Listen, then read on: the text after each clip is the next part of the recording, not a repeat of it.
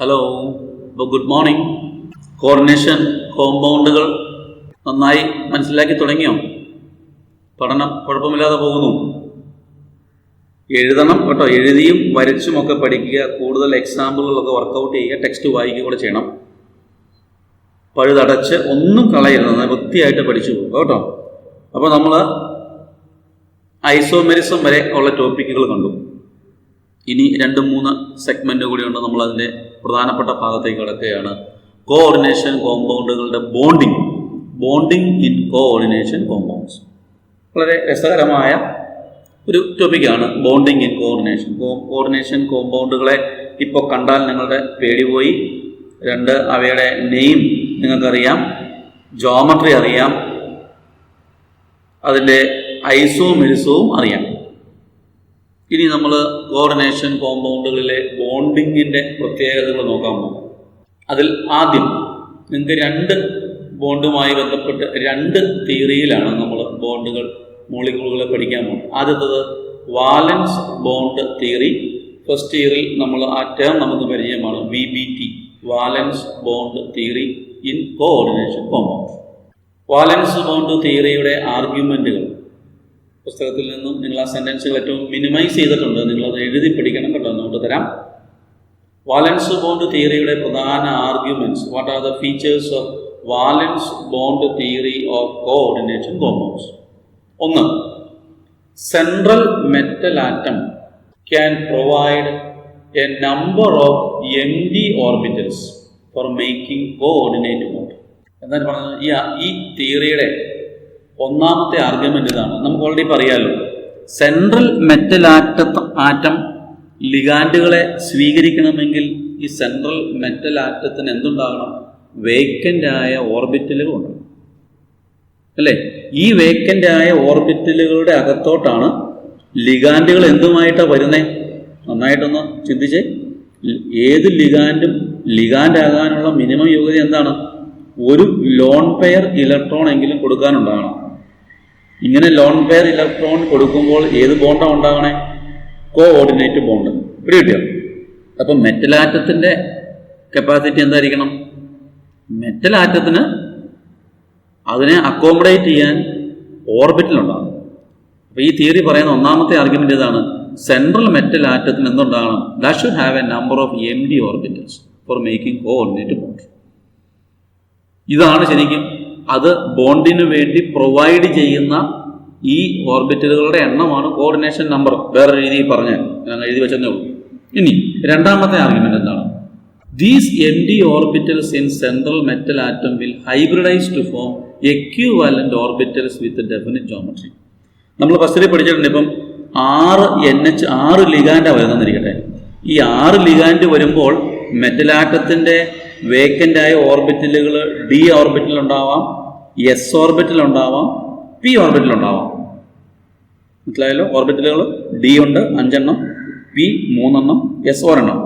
അപ്പം ഇത് 3 സ്വഭാവമാണ്. അപ്പോൾ ലിഗാൻഡുകൾ കഷ്ടപ്പെടും. നമ്മൾ പറഞ്ഞു ഫസ്റ്റ് ഇയറിൽ നമ്മൾ ഹൈബ്രിഡൈസേഷൻ എന്ന ടേം പഠിച്ചു, പേടിക്കണ്ട. അപ്പോൾ ലിഗാൻഡുകളുടെ കൺവീനിയൻസിന് വേണ്ടിയിട്ട് മെറ്റൽ ആറ്റം എന്തിന് വിധേയപ്പെടേണ്ട വരും? ഈ വേക്കൻ്റ് ഓർബിറ്റലുകളെല്ലാം കൂടെ മിക്സ് ചെയ്തിട്ട് ഒരേ ജോമെട്രി, ഒരേ രീതിയിലുള്ള, ഒരേ എനർജിയുള്ള ഓർബിറ്റലുകളായിട്ട് മാറണം. ആ പ്രോസസ്സാണെന്ത്? ഹൈബ്രിഡൈസേഷൻ. അതാണ് വാലൻസ് ബോണ്ട് തിയറിയുടെ രണ്ടാമത്തെ ആർഗ്യുമെന്റ്.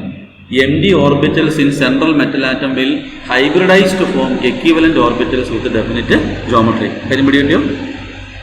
3, നിങ്ങൾ ആ മുകളിലത്തെ ചാർട്ടിലോട്ട് നോക്കണ്ട. ഇപ്പം മൂന്നാമത്തെ ആർഗ്യുമെന്റ് എന്താ പറയണേ?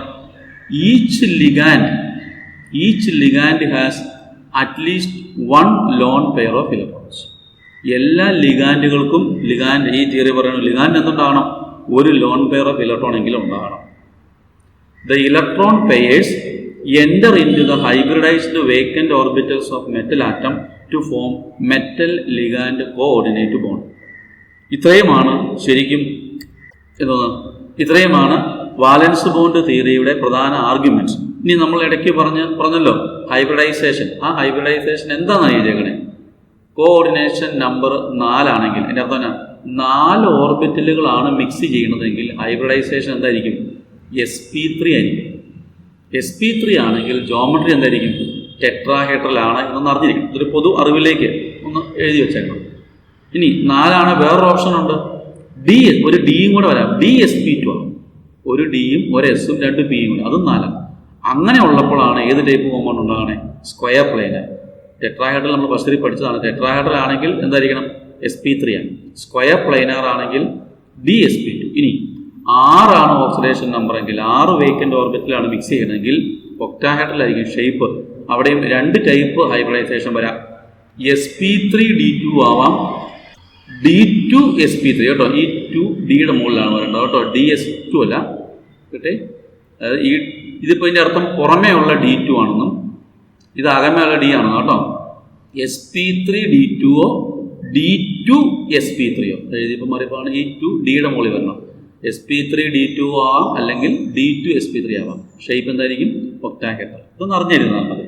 So these are the features of valence bond തിയറിയുടെ പ്രധാന ഫീച്ചേഴ്സ്. ഒന്നും കൂടെ ഏറ്റവും ചുരുക്കി പറഞ്ഞു പോയാൽ, ഏറ്റവും ചുരുക്കി പറഞ്ഞാൽ എന്താണ്? 1, മെറ്റൽ ആറ്റത്തിന് ലിഗാൻഡുകളെ അക്കോമഡേറ്റ് ചെയ്യാൻ വേക്കൻ്റ് ആയ ഓർബിറ്റലുകൾ ഉണ്ടാകണം.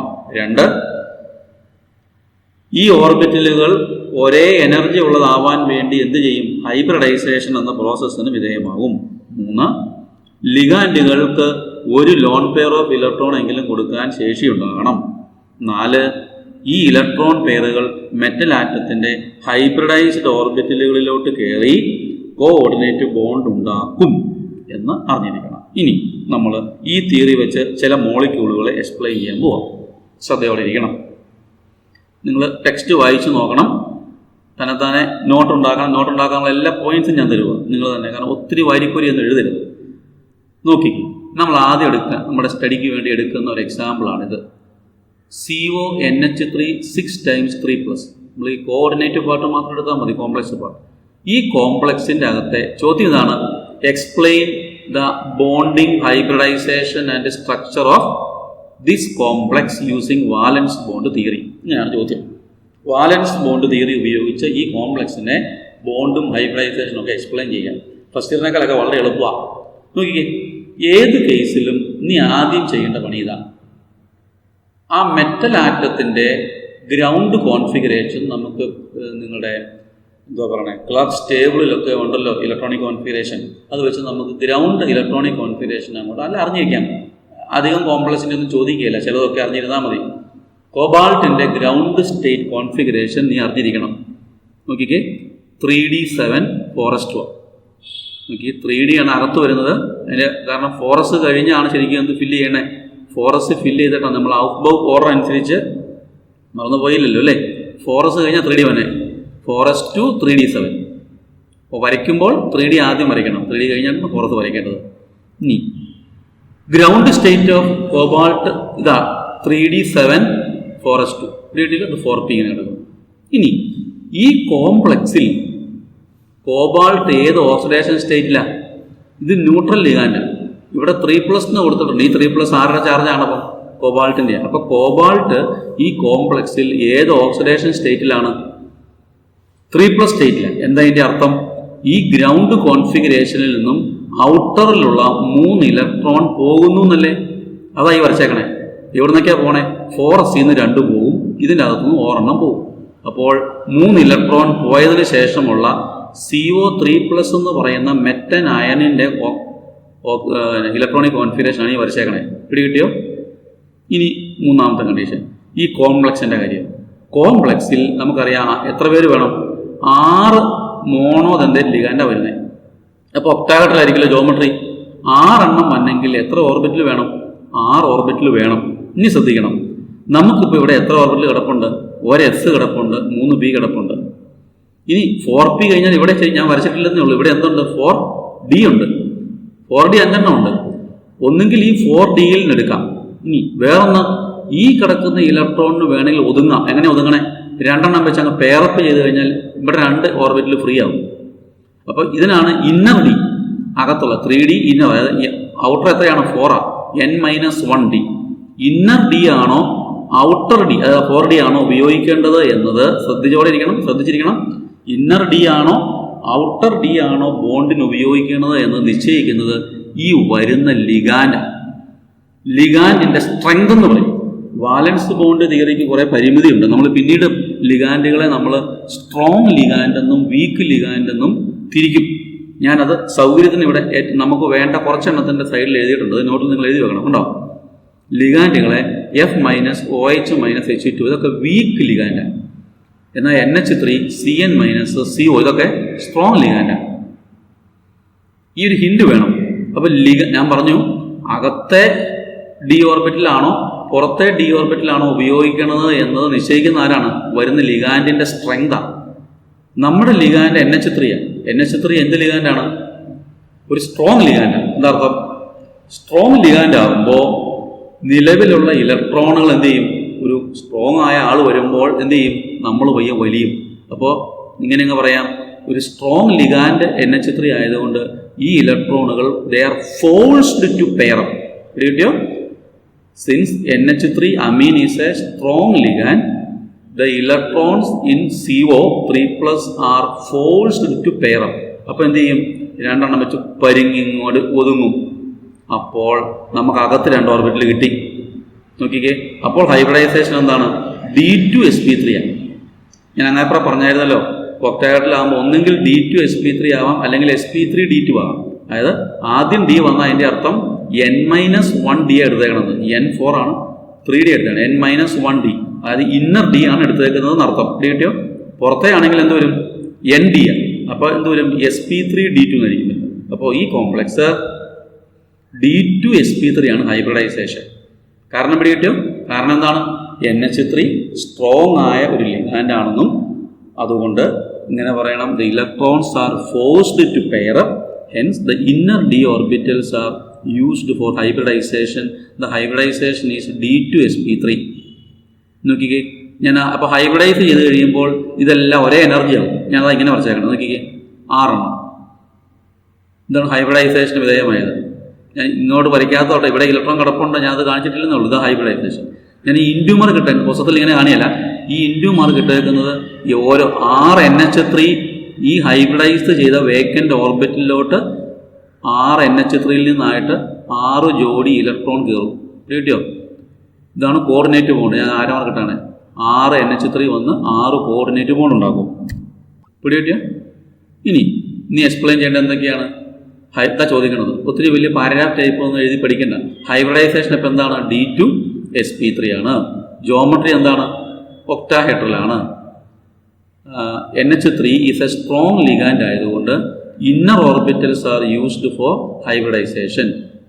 അപ്പോൾ ഒരു പോയിന്റ് പറയുകയാണ്, hence the complex is low spin complex. ശരിക്കും ഈ ലിഗാൻഡിൻ്റെ സ്ട്രെങ്തും സ്പിന്നും ഒക്കെ എക്സ്പ്ലെയിൻ ചെയ്യാൻ വാലൻസ് ബോണ്ട് തിയറിക്ക് ശരിക്കും പറ്റിയിട്ടില്ല. ഈ സ്പിൻ എന്ന് പറയുന്നത് നമ്മൾ പിന്നെ വരും. സ്പിൻ, ഈ ലോ സ്പിൻ, ഹൈ സ്പിൻ എന്നൊക്കെ നമ്മൾ എക്സ്പ്ലെയിൻ അടുത്ത തിയറിയിലേക്കാണ് വരുന്നത്. പക്ഷേ നമുക്കിവിടെ പറഞ്ഞേ പറ്റുള്ളൂ. എന്താ ഈ സ്പിന്ന് നിശ്ചയിക്കുന്നത്? ഇലക്ട്രോണുകളുടെ എണ്ണമാണ്. ഇത്ര ഓർത്തിരിക്കുക, അൺപെയർഡ് ഇലക്ട്രോണുകളുടെ എണ്ണം ഒത്തിരി ഉണ്ടെങ്കിൽ സ്പിൻ കൂടും. അൺപെയർഡ് ഇലക്ട്രോണിൻ്റെ എണ്ണം കുറയും തോറും സ്പിൻ കുറയും. അല്ലെങ്കിൽ ഇങ്ങനെ ഓർത്തിരിക്കാം, നമ്മൾ നേരിട്ട് ക്ലാസ്സിൽ ഇല്ലാത്തതുകൊണ്ട് എനിക്ക് പറയാൻ പരിമിതിയുണ്ട്. സ്ട്രോങ് ലിഗാൻഡ് ആണ് വരുന്നതെങ്കിൽ കോംപ്ലക്സ് എപ്പോഴും ലോ സ്പിന്നായിരിക്കും. നമുക്കിങ്ങനെ ഞാൻ നിങ്ങളോട് പറയുമ്പോൾ ഇങ്ങനെ വലിയ പ്രിൻസിപ്പാളിനെ കാണുമ്പം നിങ്ങൾക്ക് വലിയ എന്താ പറയുക, എൻ്റെ ഒരു ഭാഷ പറഞ്ഞാൽ നിങ്ങളുടെ ആ ഒരു മിരുമിരിപ്പ് കുറയല്ലേ. ഇച്ചിരി പേടിയുള്ള ആളിനെ കാണുമ്പം നിങ്ങളുടെ സ്പിന്ന് കുറയും. അങ്ങനെ ഓർത്തിരിക്കുക, സ്ട്രോങ് ലിഗാൻഡ് ആണ് കോംപ്ലക്സിലെങ്കിൽ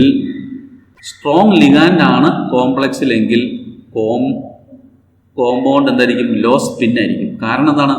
അൺപെയർഡ് ഇലക്ട്രോൺ. ഇതിനകത്ത് അൺപെയർഡ് ഇലക്ട്രോൺ ഒന്നുമില്ല. Unpaired electrons are forced to പെയറപ്പ് ചെയ്യുന്നത് കൊണ്ട് എന്ത് കുറയും? സ്പിന്ന് കുറയും. അങ്ങനെ ഓർത്തിരിക്കുക കേട്ടോ. അപ്പോൾ എപ്പോഴും സ്ട്രോങ് ലിഗാൻഡ് ആണെങ്കിൽ കോംപ്ലക്സിൻ്റെ സ്പിൻ എപ്പോഴും ലോ ആയിരിക്കും ഓർത്തിരിക്കുക. അടുത്തത്, ഈ കോംപ്ലക്സ് ഇന്നർ ഓർബിറ്റൽ കോംപ്ലക്സാണ്. കാരണം എന്നാ, നമ്മൾ പിന്നീട് ഞാൻ നോട്ടിൽ ഉണ്ട് എന്താണ് ഇന്നർ ഓർബിറ്റൽ ഔട്ടർ ഓർബിറ്റൽ എന്ന് നമുക്ക് പഠിക്കാനുണ്ട്. എന്താ ഇന്നർ ഓർബിറ്റൽ? ഇപ്പോൾ ഇത്രയും മനസ്സിലാക്കാം. അകത്തെ N-1D ഓർബിറ്റൽ ഉപയോഗിക്കുന്നതുകൊണ്ട് ഈ കോംപ്ലക്സ് എന്ത് കോംപ്ലക്സ് ആണ്? It is an inner orbital complex ആണ്. ഇനി അടുത്തത് ഒന്നും കൂടെ ഉണ്ട്. അൺപെയർഡ് ഇലക്ട്രോൺ ഒന്നും ഇല്ലാത്തതുകൊണ്ട് ഈ കോംപ്ലക്സ് എന്താണ്? ഡയാമാഗ്നറ്റിക് ആണ്. നമ്മൾ ബസ്സിൽ പഠിച്ചു, എവിടെയെങ്കിലും നമ്മൾ മോളിക്കുലർ ഓർബിറ്റൽ തിയറിക്കകത്ത് കണ്ടതാണ്. അൺപെയർഡ് ഇലക്ട്രോണുകൾ ഉണ്ടെങ്കിൽ കോംപ്ലക്സ് പാരാമാഗ്നറ്റിക് ആയിരിക്കും. എല്ലാ ഇലക്ട്രോണും പെയർഡ് ആണെങ്കിൽ ഡയാമാഗ്നറ്റിക് ആയിരിക്കും. ഈ കോംപ്ലക്സിൽ ഒറ്റ അൺപെയർഡ് ഇലക്ട്രോൺ പോലും ഇല്ല. അതുകൊണ്ട് ഈ കോംപ്ലക്സ് എന്തായിരിക്കും? ഡയാമാഗ്നറ്റിക് ആയിരിക്കും. ഇതാണ് ശരിക്കും ഒരു കോംപ്ലക്സിൽ നിന്നും നിങ്ങളിൽ നിന്നും പ്രതീക്ഷിക്കുന്ന കാര്യങ്ങൾ. എന്താണ് അതിൻ്റെ ബോണ്ടിങ്, അതിൻ്റെ ഹൈബ്രിഡൈസേഷൻ, ജോമെട്രി, അതിൻ്റെ സ്പിന്ന്, അത് ഇന്നറാണോ ഔട്ടറാണോ, അത് ഡയാമാഗ്നറ്റിക് ആണോ പാരാമാഗ്നറ്റിക് ആണോ? കാര്യം പിടി കിട്ടിയോ? മടുത്തില്ലല്ലോ. ഞാൻ ഒന്നുകൂടി എക്സ്പ്ലെയിൻ ചെയ്യണോ? ഒന്നുകൂടെ നോക്കാം. നമ്മൾ വലിയ ബുദ്ധിമുട്ടൊന്നുമില്ല, ഒന്നുകൂടെ ശ്രദ്ധിക്കുക. നിന്നോട് ചോദിക്കുന്ന ചോദ്യം ഇതാണ്, വലിയ പാരഗ്രാഫായിട്ട് എഴുതാതിരിക്കുക, ഇങ്ങനെ പോയിൻ്റായിട്ട് എഴുതി അങ്ങ് പഠിച്ചാൽ മതി. ഈ കോംപ്ലക്സിൻ്റെ ബോണ്ടും ഹൈബ്രിഡൈസേഷനും ജോമെട്രിയും ഒക്കെ എക്സ്പ്ലെയിൻ ചെയ്യാൻ ചോദിച്ചാൽ പറയണം. അതിൻ്റെ ഗ്രൗണ്ട് സ്റ്റേറ്റ് എഴുതി, ഗ്രൗണ്ട് സ്റ്റേറ്റ്. എന്നിട്ട് അടുത്തത് ഈ കോംപ്ലക്സിൽ അതിൻ്റെ ഓക്സിഡേഷൻ സ്റ്റേറ്റ് എത്രയാണ് എന്ന് നോക്കി. CO3+ ആണ്. അപ്പം 3 ഇലക്ട്രോൺ പോയതിന് ശേഷമുള്ള കോൺഫിഗറേഷനാണ്. അടുത്തത് കോംപ്ലക്സിനകത്തോട്ട് വരുമ്പോൾ 6 ലിഗാൻഡാണ് വരുന്നത് പറഞ്ഞു. NH3 ആണ് ലിഗാൻഡ്, അത് സ്ട്രോങ് ലിഗാൻഡാണ്.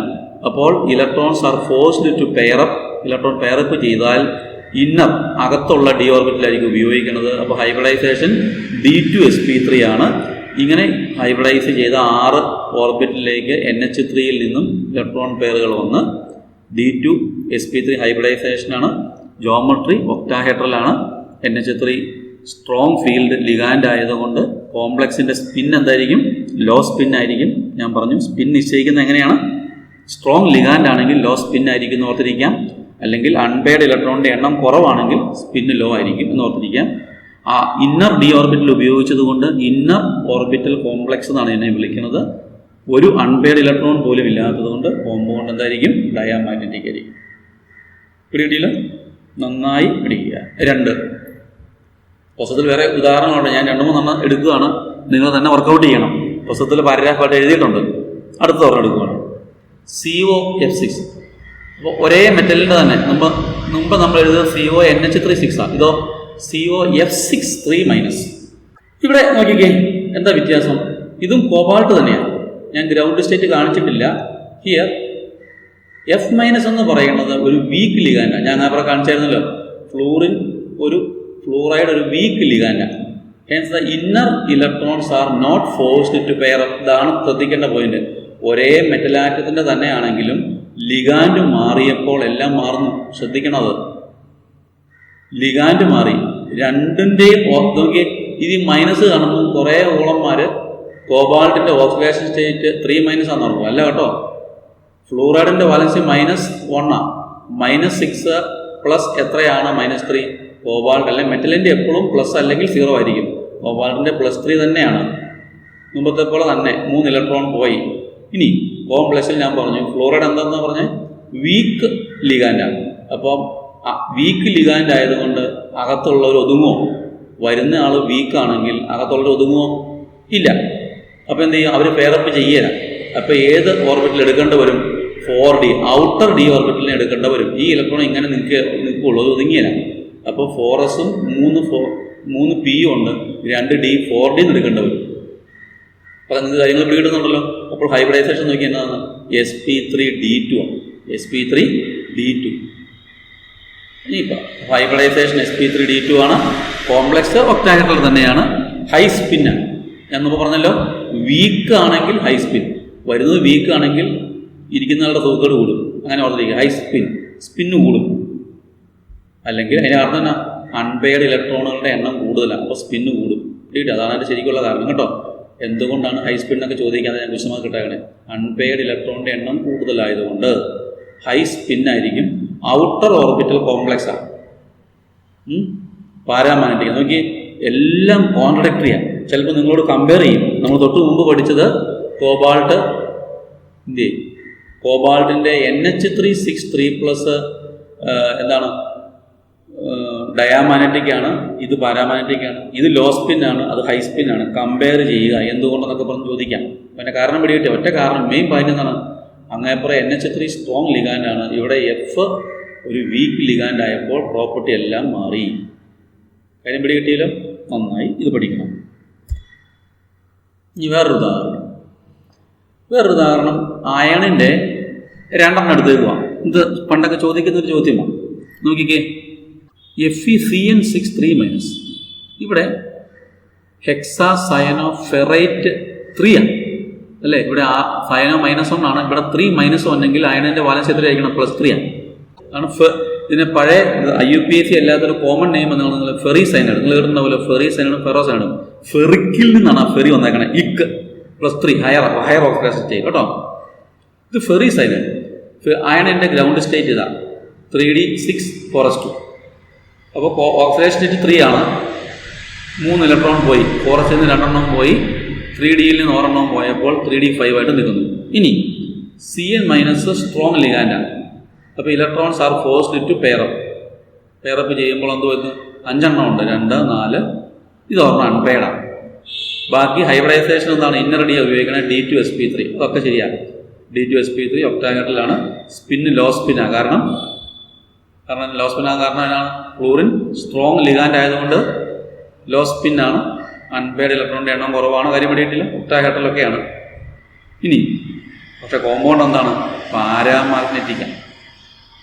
കാരണം എന്തുണ്ട്? ഒരു അൺപെയർഡ് ഇലക്ട്രോൺ ഉണ്ട്. ഇതൊരു പോയിന്റ് പലപ്പോഴും ചോദിക്കാറുണ്ട്. ഇത് ഏത് സൈനൈഡാണ്? ഫെറി സൈനൈഡ് പാരാമാഗ്നറ്റിക് ആണ്. എന്നാൽ ഫെറോ സൈനൈഡ് ഒരേ കണ്ടീഷൻ തന്നെ. ഇതും എല്ലാം സെയിമാണ്. സൈനോ ഗ്രൂപ്പാണ്, എല്ലാം ചെയ്യും. പക്ഷെ എന്താ വ്യത്യാസം? ഇതിനകത്ത് അയണിൻ്റെ ഓക്സിഡേഷൻ സ്റ്റേറ്റ് എന്താണ്? +2 ആണ്, -4 വന്നേക്കണേ. ഇത് ഫെറോ സൈനൈഡ്, ഫെറസിൽ നിന്ന് ഫെറോ. അപ്പോൾ 2 ഇലക്ട്രോണേ പോവുള്ളൂ. ഇവിടെ 6 ഇലക്ട്രോൺ കിടപ്പുണ്ട്. Fe2+ ആണ്. അപ്പോൾ നിങ്ങൾക്ക് ഇവിടെ കിട്ടി. ഇലക്ട്രോൺ പെയറപ്പ് ചെയ്യുമ്പോൾ അൺപെയർഡ് ഇലക്ട്രോൺ ഇല്ലാത്തത് കൊണ്ട് ബാക്കിയൊക്കെ സെയിം ആയിരിക്കുമ്പോഴും കോമ്പൗണ്ട് എന്താണ്? ഡയാമാഗ്നറ്റിക് ആണ്. ഇത് ചോദ്യമായിട്ട് ചോദിക്കാം. ഫെറി സൈനൈഡ് പാരാമാഗ്നറ്റിക് ആണ്, ഫെറോ സൈനൈഡ് ഡയാമാഗ്നറ്റിക് ആണ്. Why? Since iron is in the +2 oxidation state, all the electrons are paired, hence molecule is diamagnetic. അങ്ങനെ പറയോ, ഒരു അൺപെയർഡ് ഇലക്ട്രോൺ ഉണ്ട്. കാര്യം പിടികിട്ടിയല്ലോ, നല്ല ശ്രദ്ധയോടെ പഠിക്കണം. വേറെ പറയണം, നമ്മളിപ്പോൾ എവിടെയാണ് നിൽക്കുന്നത്? വാലൻസ് ബോണ്ട് തിയറി ഉപയോഗിച്ച് നമ്മൾ കോഓർഡിനേഷൻ കോമ്പൗണ്ടുകളെ എക്സ്പ്ലെയിൻ ചെയ്യുകയാണ്. ഇപ്പോൾ നമ്മൾ കണ്ടത് രണ്ടും എന്തായിരുന്നു? ഒക്ടാഹെഡ്രൽ കോംപ്ലക്സിനെയാണ് നമ്മളിപ്പോൾ 3-4 എടുത്തത്. നിങ്ങളുടെ പുസ്തകത്തിലൊക്കെ കൊടുത്തിട്ടുണ്ട്, വേറെ എക്സാമ്പിൾ എടുക്കണം കേട്ടോ. ഞാൻ ഒരു സ്ക്വയർ പ്ലൈനാറും ടെട്രാഹെഡ്രലും എടുക്കുക. അത് പ്രത്യേകം പറയാനൊന്നുമില്ല, നിങ്ങൾക്ക് പുസ്തകം ഞാൻ ഒന്ന് ഹെൽപ്പ് ചെയ്യുന്നു മാത്രമേ ഉള്ളൂ. സ്ക്വയർ പ്ലൈനാർ ആണെങ്കിൽ നമുക്കറിയാം ഹൈബ്രിഡൈസേഷൻ എന്തറിയണം? DsP2. ടെട്രാഹെഡ്രൽ ആണെങ്കിൽ sp3. ഇനി ഒരു ഉദാഹരണം, നിക്കലിൻ്റെ NiCN4 നമ്മൾ ഇതെല്ലാം നമുക്ക് പരിചയമുണ്ട്. നിക്കലിൻ്റെ ഗ്രൗണ്ട് സ്റ്റേറ്റ് ഞാനൊരു ഹിൻ്റായിട്ട് കൊടുത്തിട്ടുണ്ട്, തന്നെ ചെയ്ത് നോക്കുക. ഇതാണ് ഗ്രൗണ്ട് സ്റ്റേറ്റ്. അപ്പോൾ ഈ കോമ്പൗണ്ടിൽ നിങ്ങൾ തന്നെ വരയ്ക്കണം. ഗ്രൗണ്ട് സ്റ്റേറ്റ് വരച്ചിട്ട് ഈ കോമ്പൗണ്ടിൽ നിക്കലിൻ്റെ ഓക്സിഡേഷൻ സ്റ്റേറ്റ് എത്രയാണ്? ഇവിടെ -2 വന്നുകൊണ്ട് നിക്കലിൻ്റെ ഓക്സിഡേഷൻ സ്റ്റേറ്റ് +2 ആണ്. അപ്പോൾ എന്ത് ചെയ്യണം? 4s നിന്ന് 2 ഇലക്ട്രോൺ പോകും. അപ്പോൾ ഇതായിരിക്കും ഗ്രൗണ്ട് സ്റ്റേറ്റ് അല്ലേ? അല്ല, Ni2+ൻ്റെ അവസ്ഥ ഇതാണ്, ഇത് തന്നെ. അപ്പോൾ 2 അൺപെയർഡ് ഇലക്ട്രോൺ ഉണ്ട്. ഇനി സൈനോ എന്ത് ലിഗാൻഡാണ്? സ്ട്രോങ് ആണ്. അപ്പോൾ എന്ത് ചെയ്യും? ഇതും പെയറപ്പ് ചെയ്യും. അപ്പോൾ ഇവിടെ ഒരെണ്ണം ഫ്രീ കിട്ടും. അപ്പോൾ ഹൈബ്രിഡൈസേഷൻ എന്താകും? DsP2 അല്ലേ? DsP2 കിട്ടിയോ? കോമ്പൗണ്ട് എല്ലാം പെയർ ആയതുകൊണ്ട് ഡയാമാഗ്നറ്റിക് ആയിരിക്കും, ലോ സ്പിൻ ആയിരിക്കും, കാരണം ഇത് സ്ട്രോങ് ലിഗാൻഡാണ്. ഞാനത് മുഴുവൻ വരച്ചിട്ടില്ല, തന്നെ ചെയ്യുക കേട്ടോ. ഒരു ടെട്രാഹെഡ്രൽ എടുത്തിട്ടുണ്ട്, ഇതുപോലെ തന്നെ നിക്കലിൻ്റെ തന്നെ carbonyl group. Okay, tetra carbonyl nickel 0. ഇവിടെ നിക്കലിൻ്റെ ഓക്സിഡേഷൻ സ്റ്റേറ്റ് 0 ആണ്. ഇത് 0 ആണ്. ഇതോ +2 ആണ്. അപ്പം ഇത് രണ്ടും കമ്പയർ ചെയ്ത് ചോദിക്കാം, തന്നെ വരയ്ക്കണം. The first one is diamagnetic as there is no unpaired electron. The second is paramagnetic since it contains 2 unpaired electrons. തന്നെ എടുത്ത് വരച്ച് നോക്കണം കേട്ടോ. എനിക്ക് ഹിന്ദി തന്നിട്ടുണ്ട്, ഇത് പേര് നോക്കി അറിയാം. ഇത് നിക്കലിൻ്റെ ഓക്സിഡേഷൻ സ്റ്റേറ്റ് 0 ആണ്. അപ്പം നിക്കലിൻ്റെ ഗ്രൗണ്ട് സ്റ്റേറ്റ് ഇവിടെ തന്നെ ഇരിക്കും, ഇതുപോലെ തന്നെ ഇരിക്കും. ഒരു ഇലക്ട്രോൺ പോയി തരാം. വരുന്ന ആരാണ്? 4 CO ആണ്. അപ്പോൾ ഹൈബ്രിഡൈസേഷൻ ആരായിരിക്കും? ഇതായിരിക്കും. യെസ്. അപ്പോൾ അത് ഓർത്തിരിക്കുക, ഒന്ന് വരച്ച് നോക്കണം കേട്ടോ. ഇനി നമ്മൾ എടുത്തതിൻ്റെ ഒരു എക്സ്റ്റൻഷൻ ഇപ്പോൾ നമ്മൾ പറഞ്ഞ കാര്യം തന്നെയാണ്. അപ്പോൾ നമ്മൾ കണ്ടത് എന്തൊക്കെയാണ്? വാലൻസ് ബോണ്ട് തിയറിയുടെ ഫീച്ചേഴ്സ് ആർഗ്യുമെൻ്റ് കണ്ടു. വാലൻസ് ബോണ്ട് തിയറി ഉപയോഗിച്ച് നമ്മൾ ഒക്ടാഹെഡ്രൽ കോംപ്ലക്സുകളും ടെട്രാഹെഡ്രൽ കോംപ്ലക്സുകളും സ്ക്വയർ പ്ലൈനാർ കോംപ്ലക്സുകളും എക്സ്പ്ലെയിൻ ചെയ്തു. അതിൻ്റെ ഹൈബ്രിഡൈസേഷൻ കാര്യങ്ങളൊക്കെ പറഞ്ഞു. സ്പിന്നൊക്കെ നമ്മൾ വാലൻസ് ബോണ്ട് തിയറിയുടെ പരിമിതിയിൽ നിന്നും കൂടി ഡിസ്കസ് ചെയ്തു. ഇനി ഇതിൽ നിന്ന് നമ്മൾ ഓൾറെഡി പറഞ്ഞു പോയെങ്കിലും ചോദിക്കുന്ന ഒരു inner and outer orbital complex. What are inner and outer orbital complex നിങ്ങൾക്ക് ഇപ്പോൾ അറിയാം, എങ്കിലും നമുക്കൊന്നുകൂടെ നോക്കാം. If the complex is formed by using inner എന്താണ് n-1 കരിമ്പടി കിട്ടിയോ D2 n എന്തായിരുന്നു അവസാനത്തെ ഇലക്ട്രോൺ കയറിയത് 4ലാണ്, ഔട്ടർ 4 പക്ഷേ 3D ഉപയോഗിച്ചു ആദ്യം. ഇന്നർ ഡി ഓർബിറ്റൽ അത് n-1 d orbital for hybridisation. Example D2 hybridise sp3. It is called inner orbital complex. കിട്ടിയോ? ഇന്നർ ഡി ഓർബിറ്റൽ ഉപയോഗിക്കുന്നതാണ്. In the presence of strong ligands ഉള്ളപ്പോഴാണ് സംഭവിക്കുന്നത്. The electrons are forced to pair up and the complex will have either no, ഒന്നുകിൽ unpaired ഒന്നും കാണില്ല, അല്ലെങ്കിൽ very few unpaired ഇല്ല. Hence the complex is called low spin complex. കാര്യം പിടി കിട്ടിയോ? അപ്പോൾ ഇന്നർ ഓർബിറ്റൽ കോംപ്ലക്സുകൾ സാധാരണ എന്തായിരിക്കും? ലോ സ്പിൻ ആയിരിക്കും എന്നും കൂടി ഓർത്തിരിക്കുക ഏർപ്പാട്ടിലൊക്കെ. ഒരു എക്സാമ്പിൾ നമ്മൾ പഠിച്ച എക്സാമ്പിൾ തന്നെ. എന്താണ് ഔട്ടർ ഓർബിറ്റ്?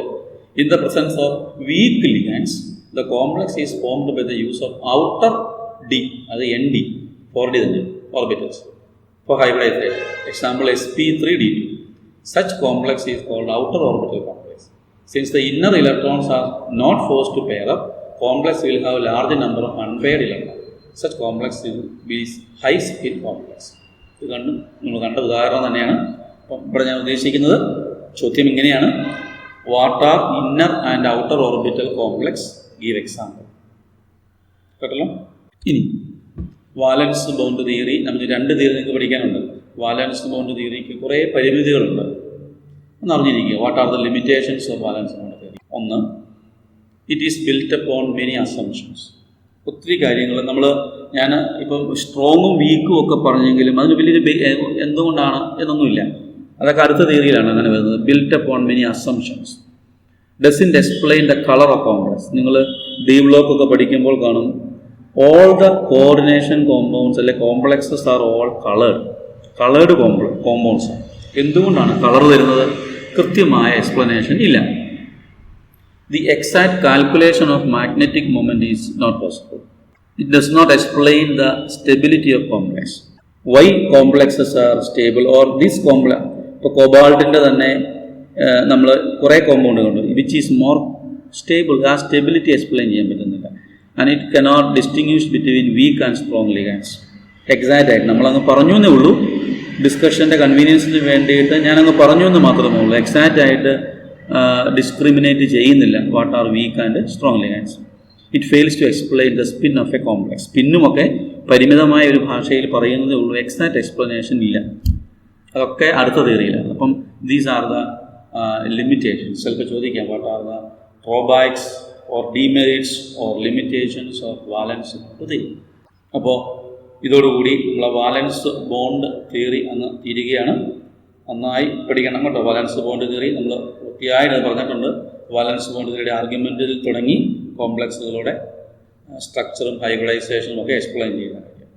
ഓക്കെ, എന്നാൽ നന്നായി പഠിച്ചിരിക്കുക. അടുത്ത ദിവസം വളരെ പുതുമയുള്ള, നിങ്ങൾ ഇതുവരെയും പഠിക്കാത്ത ഒരു പുത്തൻ തിയറിയുമായിട്ട് നമ്മൾ വരികയാണ്. നമ്മൾ ചാപ്റ്ററിൻ്റെ അവസാനത്തിലേക്ക് എത്തുകയാണ് കേട്ടോ. ഓക്കെ, എന്നാൽ ബൈ.